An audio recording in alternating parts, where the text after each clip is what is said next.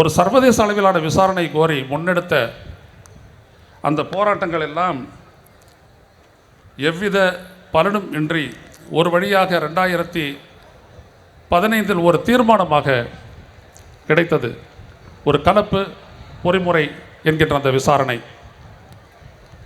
ஆனாலும் அந்த விசாரணை இறுதி வரை நடைபெறவே இல்லை. இன்றைக்கு 10 ஆண்டு காலம் ஓடிவிட்டது.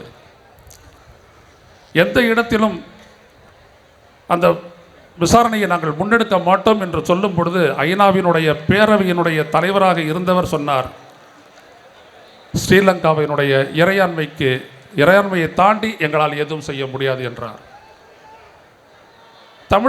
தமிழினத்தவராகிய நாம் கேள்வி எழுப்பினோம், எப்படி அது ஒரு நாட்டினுடைய இறையாண்மை சொந்த நாட்டு மக்களை அழிப்பதற்கு மட்டும் இருக்கிறது என்றால் அது இறையாண்மையா அல்லது அழிப்பதற்கான சுதந்திரமா என்றெல்லாம் கேள்விகளை எழுப்பினோம். ஆனால் அதற்கெல்லாம் பதில் இல்லை.